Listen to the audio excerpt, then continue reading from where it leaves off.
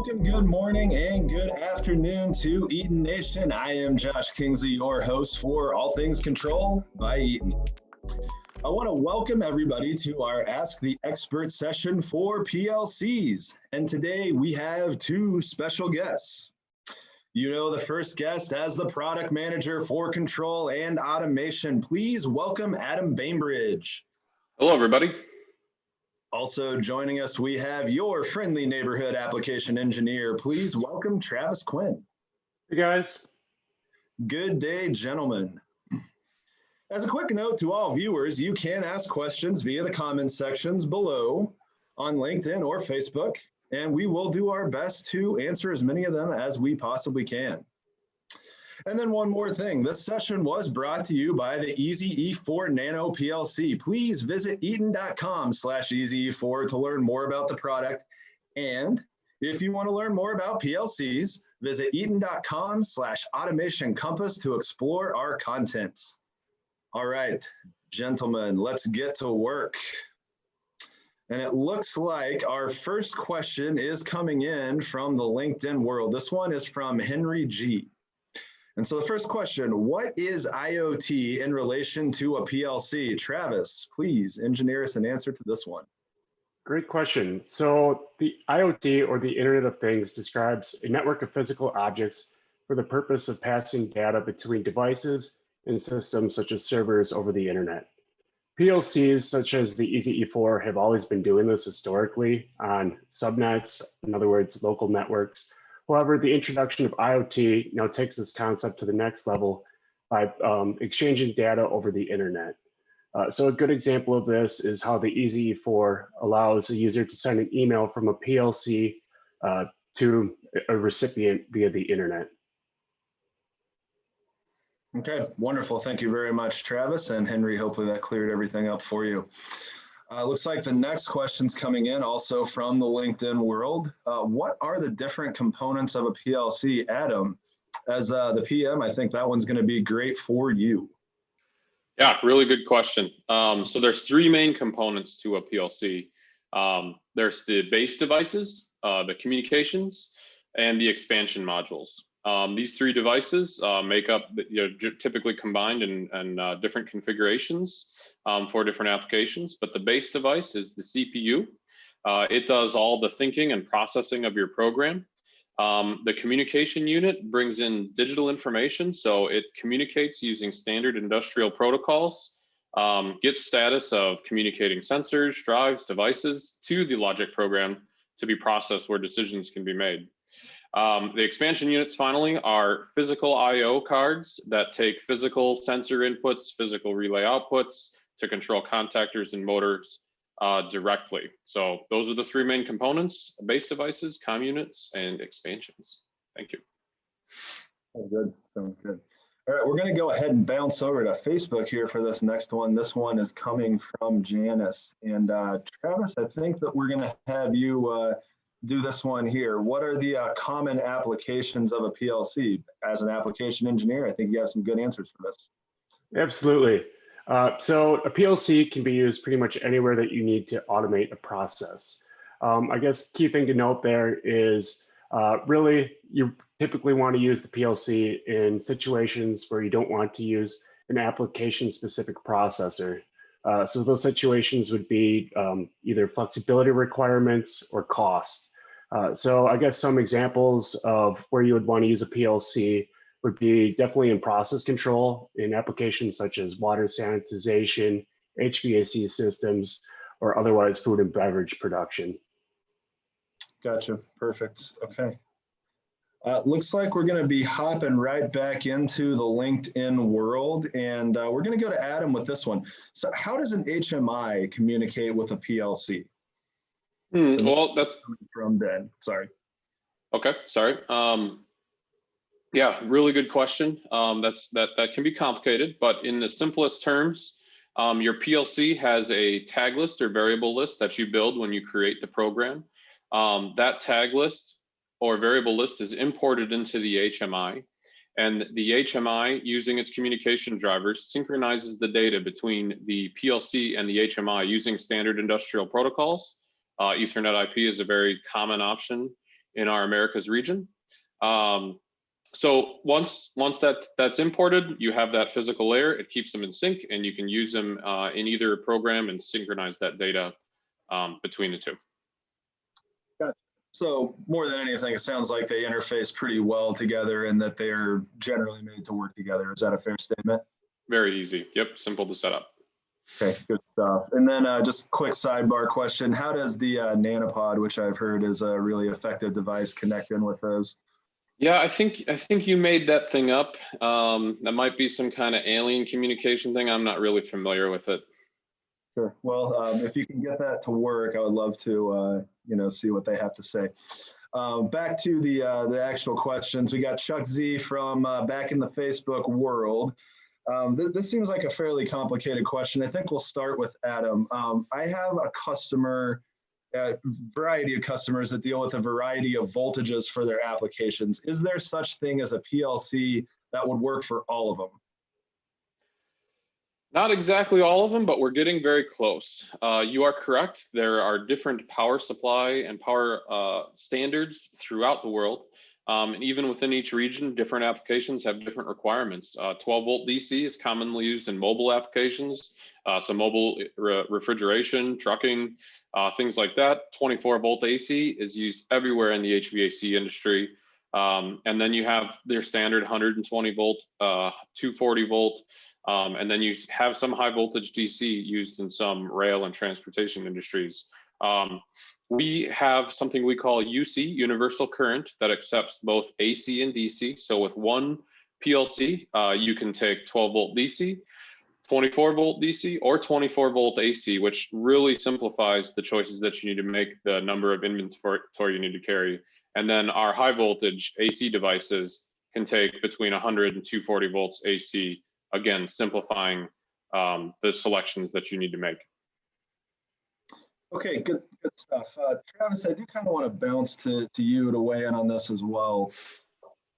All the time that you spend in the field as an application engineer, why are there so many different voltages? I mean, it's great that there's products available that can cover some of this, but why do we have to get to the point where we're covering that way? Sure, good question, Josh. A lot of it really boils down to tradition, as Adam was kind of alluding to. So the United States, historically, a lot of your control voltage is either 24 DC, otherwise 120 AC. But when you go across the pond over to Europe, a lot of times their outlets, for instance, or their control voltages are a lot of times 220 volts AC. So it really, again, just boils down to tradition. However, there are some benefits to using 24 DC compared to 110 AC in the US, such as you don't have to use gloves once you're underneath 50 volts. So if you need to enter a panel using lower voltage applications, definitely have an advantage. Gotcha, good to know. Well, I'm glad to have the universal current to try and teach some old dogs some new tricks. Looks like this next question is coming back from LinkedIn. This one's from Frank, and I do want to point out that this question is also something that was of great interest on the LinkedIn event poll that we sent out pre. So again, thanks to all the viewers that we have on today that participated in that poll. That was good to get the pre-feedback, but this specific question is going to be about PID control. So what Frank wants to know, what is PID control? And what is a common application for implementing the control scheme with a PLC? And Travis, this seems like a perfect question for you again. Sure. So PID stands for Proportional Integral Derivative Control. However, in 90% of applications, usually all you need is proportional and integral control. So proportional control directly scales the error between the set point and the feedback to increase or decrease the initial response of a system, so the reaction of a system or a step change, if you've heard that term before. Whereas the integral gain scales the accumulated error at that point in time. It's very useful for eliminating steady state error that usually can't be corrected by proportional gain alone. So a common application for PID control with a PLC would be, for instance, controlling the speed of an exhaust fan to maintain a temperature in a room. So the PLC will either speed up or slow down the speed of a fan via an a VFD in order to blow more or less hot air out of the room, which then, of course, would increase or decrease the temperature of the room to maintain that set point that you're desiring. Adam, anything to add to that? Yeah, absolutely. So proportional integral derivative control sounds really complicated. A lot of people, may want to avoid it. Going to the application example Travis presented of using that exhaust fan to kind of regulate temperature in electrical control room, something like that. It's very easy to just slap on an on-off temperature switch. So it turns on at a certain temperature, has a little bit of hysteresis and shuts back off. The downside is you don't get very accurate temperature control. The temperature swings within that range. And also you don't realize any energy savings. So having a fan run full speed, consuming full load amps is maybe okay, but if you put a variable frequency drive on the system and reduce that fan to half speed, you get significant energy savings. Even if it's running the same amount of time, or even half the time, you're still saving a significant amount of energy in that application. So you get better temperature control, energy savings, and it really isn't that complicated with modern technology to set up. Simple temperature sensor, some kind of PI controller, which could be on the Nano PLC, could be built into the VFD itself, and it's really going to give you much more precision and, again, save you energy, which is a big deal. When you're talking about saving energy in a commercial building type of setting, that can be a pretty needle moving amount of cost savings, correct? Yeah, motors in commercial buildings are one of the greatest loads, second to lighting. So reducing the power consumption of any motor by varying its speed is a huge advantage. Gotcha. Well, glad to know that we have the ability to help our facility managers out there in the world. So it looks like the next question that I have coming in is going to come in from the Facebook world, and this one is coming in from Jen. And the question is, what is the difference between PLC and RTU? And I think that this is really a result of throwing a lot of acronyms around. So Adam, can you clarify, please? Yeah, so PLC is Programmable Logic Controller. RTU is Remote Terminal Unit. They both process logic. They both control things. I would say just traditionally, the PLC has always been easier to program. They ultimately do very similar things. They both, they're reading inputs, reading outputs, making decisions, or writing to outputs, making decisions. But the PLC uses much more standardized code, which makes them, very easy to implement in sequential logic operations. Gotcha. Travis, anything that you would add to that? I think Adam spelled it out pretty clearly. The PLCs definitely tune more towards the industrial world, common applications such as IEC 61131-3 programming, etc. So really, again, it's a lot more commonly used, which makes it a lot easier to kind of pick up and tune in, calibrate, so to say, for pretty much anyone versus the RTU.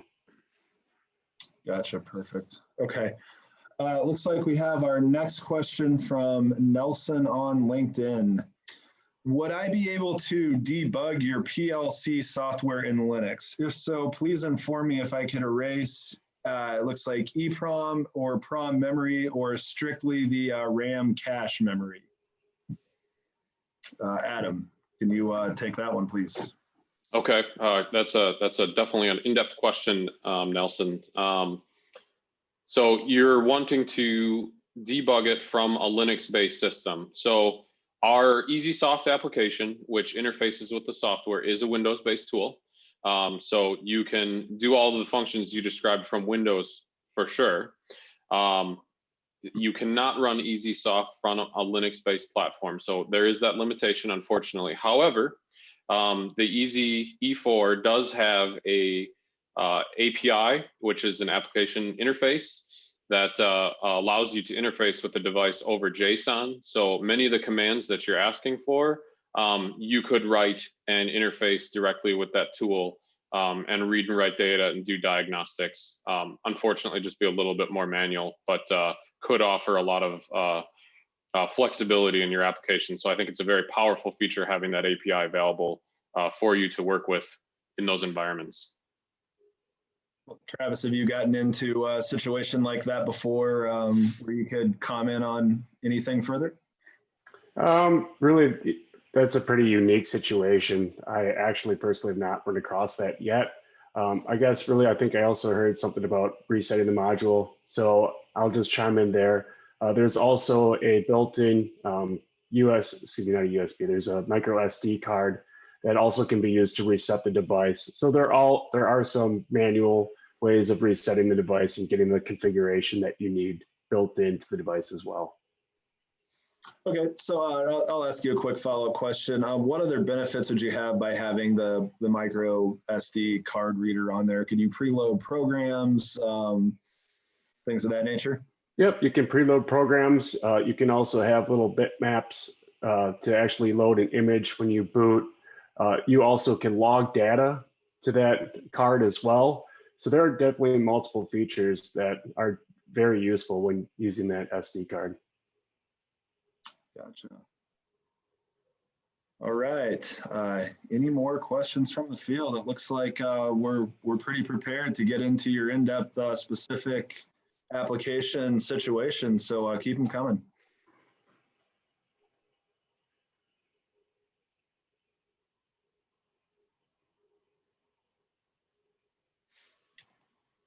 All right. Well, at this point, it looks like I'm actually getting the cue from the producers, and they're reminding me that we do have. Oh, hold on. Looks like we got one more question coming in here. Just need a second to read through it.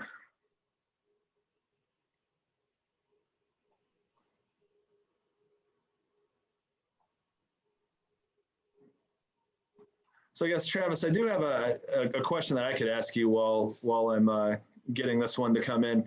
What's Sure. the most unique PLC application that you've seen in the field? What's the most unique project that you had the opportunity to work on? Ooh, are we talking specifically to the Easy E4, I'm going to assume? I would say in the nano PLC space in general. What's what kind of scope of applications are a nano PLC going to cover, and what's the most unique one that you've had the opportunity to work on? Sure. I'm not going to consider it super unique, but I'd say one of the most beneficial methods that I've definitely seen is using the nano PLCs basically as remote I/O. So when you have a nano PLC, just the cost benefit alone with the built-in I/O, you can then interact with it to read and write data or turn on and off outputs directly over protocols such as Modbus TCP. Super beneficial also because then you can also run some minor logic, maybe remotely too, right in the PLC, and then report or funnel up some of those calculations back to a main controller. So there's definitely been customers that have kind of used that sort of architecture as well. And I'll add a little bit to that. So, nano PLCs have really blurred the line, the current generation that is in applications. I mean, you used to have these dedicated PID controllers, dedicated temperature controllers, dedicated flow controllers. You could have a dedicated counter, timer relays, things like that. I mean, the price point is so low on these nano PLCs that you can easily consider doing a nano PLC in those simple applications to replace a counter, and then you have expandability in the future. Conversely, it used to be I/O count was your limit. Nano PLCs typically weren't very expandable. Now with the EZ4, you can get up to 190 I/O points, something in that range. So the number of I/O is rarely the limiting factor anymore. It's really about processing speed and the type of control that you need. So the nano PLC is a great fit for upgrading from simple dedicated controllers, or even thinking about some PLC applications where you just need a millisecond response time, second response time. But if you really need much faster, hyper accurate position control, you'll probably need to bump up to a higher class, the micro class of PLC devices. All right, thank you very much. And it looks like we did have a couple more questions come in. But real quick, I want to say hi back to people all over the world. This is awesome. We have some representation from down in the Caribbean, from the Dominican Republic. We've got some African friends from Morocco. We've got South America, Peru. We've got Mexico, and then we've got a bunch of European places, Switzerland, Italy, Russia. We have some Asian countries, India. We have Turkey, which is both European and Asian, and then Nigeria, Toronto, of course, the US, Spain, Tunisia. This is exciting. Glad to have so many people from all over the world tuning in to listen to Adam and Travis drop some knowledge on us. And the next question that we're going to have is, can a PLC be learned with help online courses? Can it be learned with help from online courses, or is it required to have the equipment? So what would be the best way to learn about a PLC? And this is from Syed on LinkedIn. And so I think what they're looking at is, if you need to learn how to program a PLC, what's the best way to go about doing that? And Travis, I think you've had to learn how to program a lot of PLCs, so I'll let you answer this one. Sure. So Eaton right now is definitely working on some training classes. We do have some in person. We're working on getting a lot of that information up and available for customers to use as well. That training is very beneficial. Even if you do download the software itself, you can definitely play around with it. There are built-in simulators to help you also play with that logic, and you can get some feedback without having a device. But really, if you do want to physically have it in front of you, I would always recommend trying to purchase just the basic components, because I really do feel that interacting with the device is the best way to really learn about it. So I want to add to that, if I can. Yep, go for it. So yeah, you can download EasySoft for free. The only restriction, if you do not license it, is you cannot download to a device. So you can get in, you can play. We do have videos available online. I think there's 7 at the moment, something like that, on our webpage. So watch those. They cover basic things like starting your first program, downloading it to a device, using basic function blocks, things like that. So to answer your question very specifically, yes, you can learn this thing very easy. It is very simple to program. We do have tools available online where you can pick it up very quickly. But as Travis said, we do have a starter box that comes with a cable, comes with a software license, and comes with a base unit device that you can purchase if having a physical device will make it easier for you. So quick follow-up question. Travis, you did mention get the basic devices to put everything together. Are you insinuating that it would be nice to have a small motor to simulate an application, or what do you mean when you say have the basic devices around? So I guess what I meant for the basic devices that in that last sentence was making sure you have the base unit, and then we also have a variety of expansion units with the Easy E4. So if you need analog outputs, for instance, we typically do not provide those on the Easy E4 base unit. So if you need some of those features, I guess that's what I was referring to when I meant get the basic components of what you feel that you need for your application. You don't need to go out and go crazy and buy all sorts of things, or get too complicated. So if you're just starting out and going through some of those videos that Adam was alluding to, what I think I meant was the base devices that you need for your system or application are typically all you would need to get up and running. Okay, outstanding. Thanks for that clarification. Next question that we have, and this is from Euclides on LinkedIn. Any recommendations on an applications or reference manual for PLC controllers for medium voltage switchgear? Adam, can you take that one, please? Any reference manuals? Was that the specific question? Yep, so recommendations on application or reference manuals for PLC controllers with medium voltage switchgear. So that's a good question. Yeah, I don't think we do have, of course, manuals for the base devices itself that covers, implementation of the different blocks and stuff within it. Anything specific to switchgear, to be honest, no, we do not have any documentation on that, but feel free to reach out to me or Travis. and we can help you with those applications. If there's specific functions such as transfer schemes, things like that, monitoring, we can absolutely help and point you to the right function blocks to assist you in solving those applications. So I think in this case, the best bet may be to reach out, consult with us, and we can point you in the right direction. Okay. Is the best point of contact in to work through the Technical Resource Center, through you guys directly? Technical Resource Center is always a great place to start. They have a lot of in-depth knowledge with the products. But yes, feel free to reach out to Travis or myself as well. Okay, perfect. Let's see here.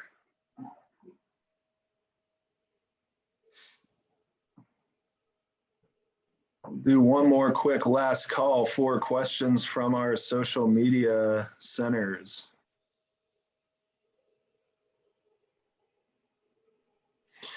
All right, and it looks like we covered pretty much all the questions, and now I really do have the producers in my ear right now saying, you know, hey, don't forget we do have bills to pay, so I do have to, you know, go and show a product off. So please do stick with me for one more final round up of, and then we'll go, you know, close everything out after this message from our sponsor, the Easy E4.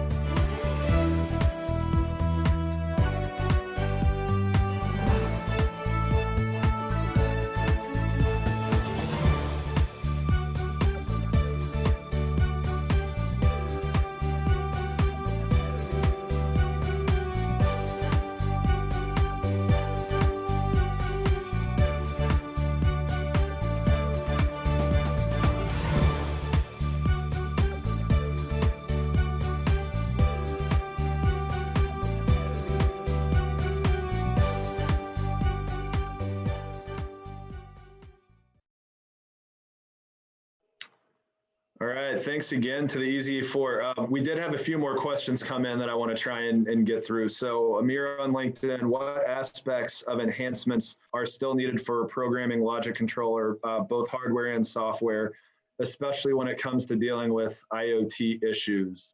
Adam, do you want to do that one, please? What issues are enhancements? Yeah, so what aspects of enhancements are still needed for the PLC hardware and software when you're dealing with IoT issues?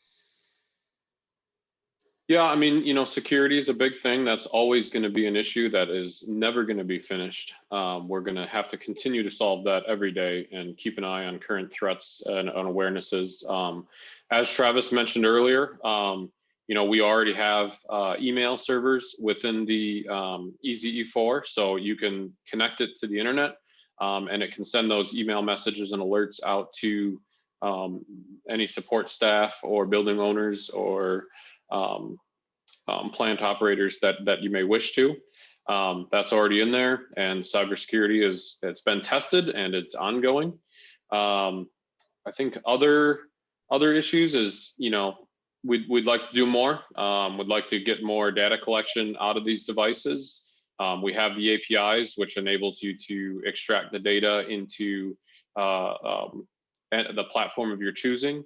But I think that could be simplified, make it easier for the end user, and then that's something that we're going to continue to work on. So I hope that answers your question. Okay, perfect. Looks like we're going to be able to get one more in. So Travis, if you could quickly answer Ola from LinkedIn, what maintenance process is required for a PLC? Sure. Typically, the PLCs themselves are sealed up pretty well, so maintenance on a PLC, especially when it's within a panel, is very, very low.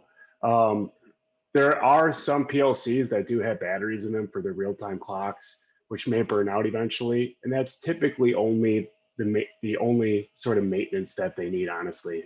These PLCs have been around in the industrial industry for a very, very long time. And they're basically bulletproof at this point when it comes to maintenance. Perfect. All right. Well, we are at that time, so we do need to wrap up. So please don't forget, for more information about the EZ4, please visit eaton.com/EZ4. And if you would like more help with your PLC applications, please visit eaton.com/automation compass. And I want to thank you again, our guests, Adam and Travis. Thank you guys very much for being here today.